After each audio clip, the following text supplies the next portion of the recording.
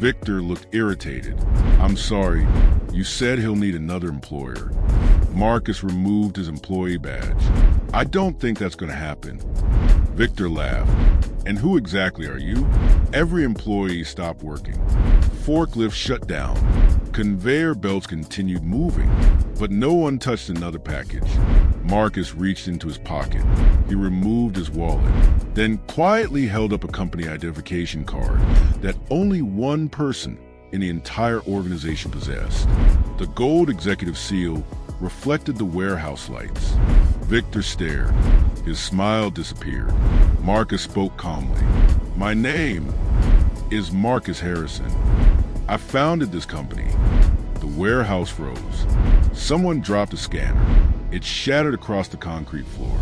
Denise, who had returned that morning after being asked to report to Human Resources, covered her mouth in disbelief. Mr. Lewis simply stared. Jamal, who had come to collect the last of his belongings, stopped walking. Nobody spoke. Nobody breathed. Victor forced an awkward laugh. This is some kind of joke. Marcus looked at him. You've had 2 weeks to tell me the truth. I've listened. I've watched. I've worked beside every person you've humiliated. Victor's confidence began disappearing. You don't understand. Marcus interrupted. No, I understand perfectly. He turned toward the employees. I watched people skip meals because they were afraid to take breaks. I watched honest workers apologize for broken equipment. I watched innocent employees blamed for losses they never caused. His voice grew quieter, and I watched good people believe that nobody in this company cared enough to see them. Many employees lowered their heads.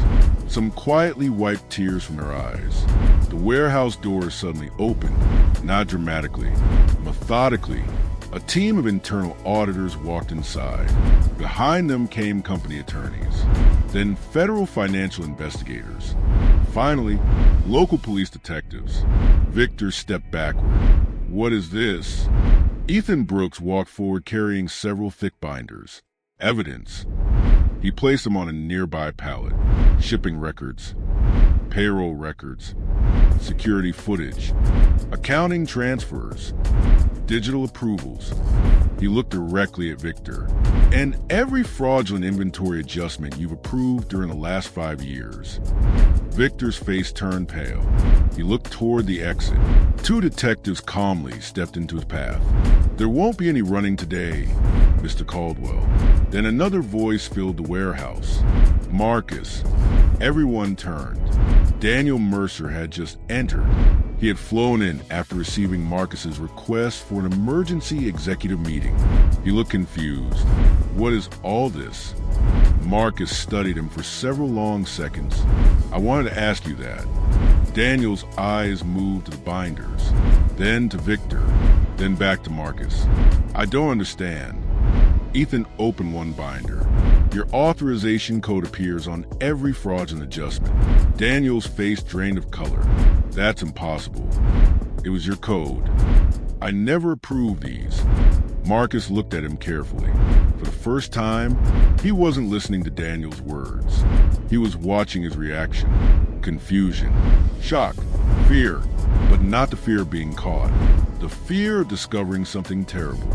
Daniel slowly whispered, "My credentials." Marcus frowned. What about them? They were compromised. He looked at Ethan. 6 months ago, I reported suspicious login attempts. Ethan's eyes widened. You did. Daniel reached into his briefcase and removed printed emails. I asked IT to reset executive authentication. Marcus quickly read the emails. They were real, dated, documented, ignored. A heavy silence settled over the warehouse. Marcus slowly turned toward Victor. You didn't just steal inventory. Victor said nothing. Marcus continued. You stole someone else's identity.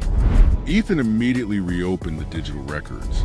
Minutes later, he found it. Every fraudulent approval originated from a computer inside Warehouse 7, not corporate headquarters. Victor had cloned Daniel's executive credentials using outdated security software that had never been upgraded despite repeated warnings. Daniel hadn't betrayed the company. He had tried to protect it. The real betrayal was even deeper. Corporate negligence had made the fraud possible. Marcus closed the binder. For the second time in 2 weeks, everything he thought he knew had changed. Victor finally spoke. "I didn't start this." Marcus looked up. "What did you say?" Victor laughed bitterly. "I inherited it." Everyone listened. "The previous warehouse manager taught me how to manipulate inventory." The regional director looked the other way because the numbers looked good. The executives celebrated every quarter we exceeded projections. He looked around the warehouse. No one ever asked how. Marcus remained silent. Victor shook his head. "You rewarded results. You stopped rewarding integrity." His words hung in the air. They weren't an excuse. They were an indictment, not just of Victor, of a culture. Marcus realized something painful. Victor had chosen corruption, but leadership had ignored the warning signs that allowed corruption to grow. The company's values had become marketing slogans instead of daily practices. That failure belonged to Marcus. The detectives placed Victor under arrest. As they escorted him away, he looked back only once, not at Marcus, at the employees, perhaps realizing for the first time that the people he had treated like numbers were the ones who would remember him most. Over the next several months, Harrison Distribution Group changed in ways no quarterly report could measure. Every employee who had been wrongfully terminated received a personal apology. Their records were cleared. Back pay was issued. Those who wished to return were welcomed back with full benefits. Mr. Lewis kept his health insurance without interruption, allowing his wife to continue her treatment. Jamal accepted his job back, but only after Marcus promised that every accusation in the company would require evidence, not assumptions. Denise was promoted to Employee Relations Director. When Marcus offered her the position, she hesitated. "I'm not sure I'm qualified." Marcus smiled. "You were the first person willing to risk something for the truth. That's the qualification I value most." She accepted. 1 year later, Marcus visited Warehouse 7 again. This time, he didn't wear a suit. He wore the same gray uniform from his first day undercover. The employees laughed when they saw him. Someone jokingly handed him a scanner. Mr. Lewis smiled. "Think you got any faster?" Marcus laughed. "Not even close." The room filled with genuine laughter, the kind that had been missing the day he first walked through those doors. As Marcus prepared to leave, he noticed the old television still hanging in the break room. The corporate slogan had changed. It no longer read, "Every employee matters." Instead, it said, "People don't believe what we promise. They believe what we practice." Marcus smiled because he finally understood. The anonymous letter hadn't saved his company. The courage of ordinary employees had. The letter simply gave him the chance to listen. Life lesson.